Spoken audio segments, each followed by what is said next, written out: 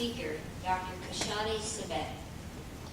Dr. Kashani-Sabet completed her PhD in history at Yale University. Her book, Frontier Fictions, Shaping the Iranian Nation 1804 through 1946, discusses Iranian nationalism and analyzes the significance of land and border disputes with attention to Iran's shared boundaries with the Ottoman Empire, later Iraq and Turkey, Central Asia, Afghanistan, and the Persian Gulf region. Professor Kashani-Sabet teaches courses on various aspects of modern Middle Eastern history, including ethnic and political conflicts, gender and women's issues, popular culture, diplomatic history, and revolutionary ideologies. She's finishing a book entitled Conceiving Citizens: Women, Sexuality, Religion in Modern Iran. She's also completing a book on America's historical relationship with Iran and the world. My pleasure to introduce Dr. Kashani-Sabet.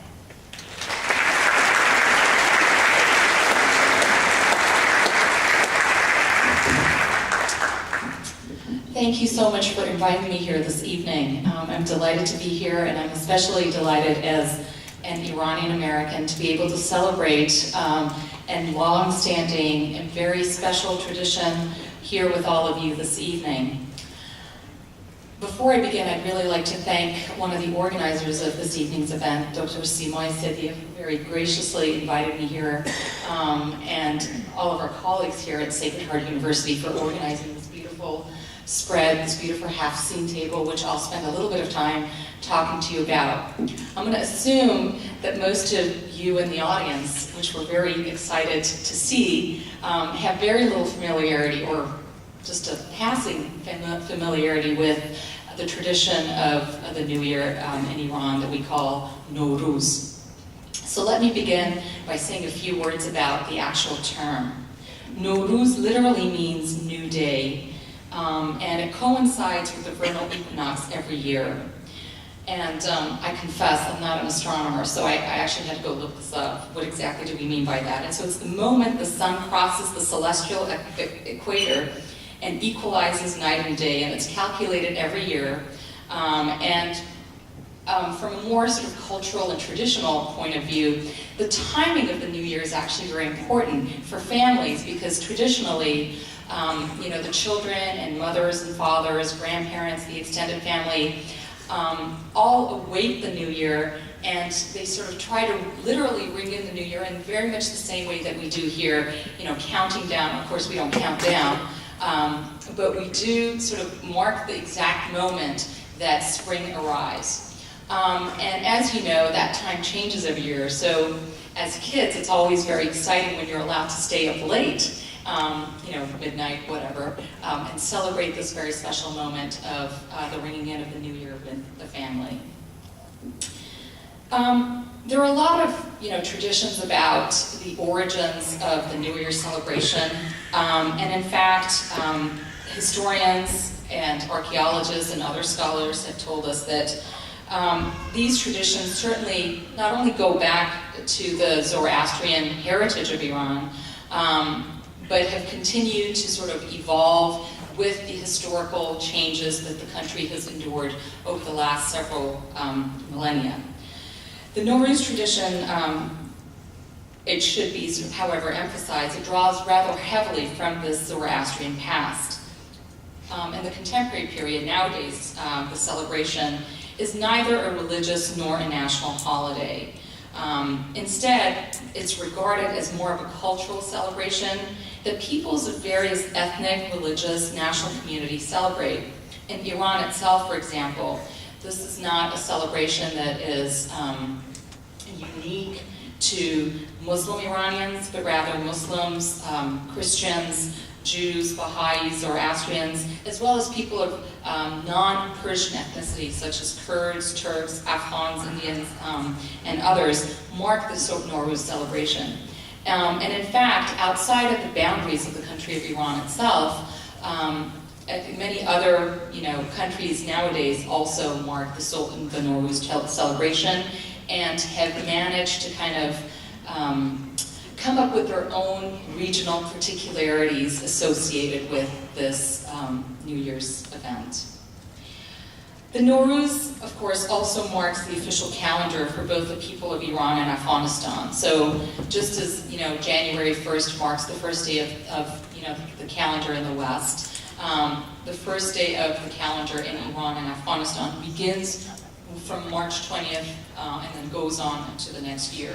And in many ways, I think the easy way to sort of track the Persian calendar is to think about it in terms of zodiac signs.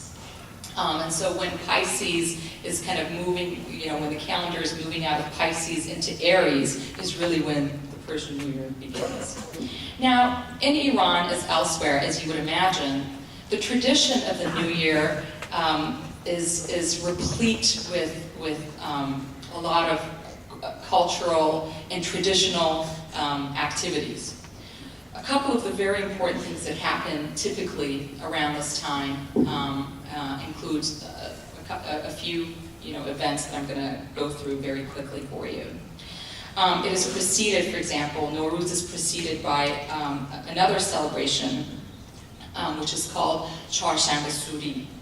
And Çarşamba-Suri literally means Red Wednesday.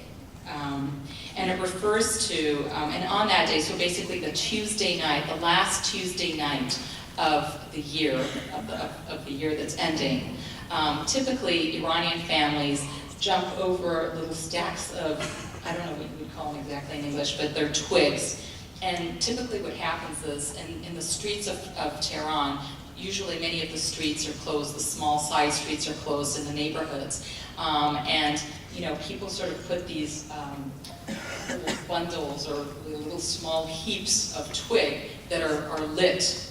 And I know in this country that's considered a fireman's nightmare, and no university or locale or whatever would be allowed to organize such an event. But remarkably, it is conducted with very little mishap, thank goodness.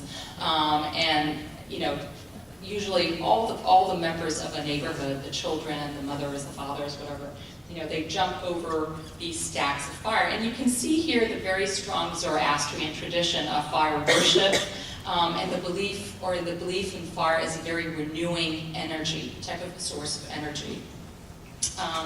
And as families jump over these sort of heaps of wood or twig, they say something which I think is actually very symbolic too. They say, "Zardi man asto, sorkhi tu az man," which means my yellowness, my sort of sallow, pale complexion, I give to you, and from you I get your red, healthy glow. And again, the symbolism of light and redness from the fire, health from the fire, the sort of vigor that emanates from fire is very much a part of the imagery and symbolism of rebirth, which this new year embraces. And so that's certainly one of the very important traditions that lead up to the actual Nowruz celebration. Many of us, particularly Iranian Americans in this country, have tried to modify this tradition. I, for example, have my children jump over, these little things of candle, and I teach them how to say this. And of course, it's not nearly as exciting, and thank goodness it's not nearly as dangerous as jumping over heaps of twig. But certainly it accomplishes the same thing, and I think the spirit, I hope, is still very true to the actual event. And one of the other traditions that is associated with this evening of Çarşamba-Suri, or the Red Wednesday, for lack of a better translation, is something that's very similar to trick-or-treating around Halloween time. So once this event takes place, the jumping over the fire takes place, children actually go around to the homes in the neighborhood. They take a pot and they take a spoon, and it's called bashok zani. Literally, you take your spoon and you hit it on the pot, bang, bang, bang, and you go around, and instead of collecting candy, you actually collect little, bundles of nuts and raisins, and this particular sort of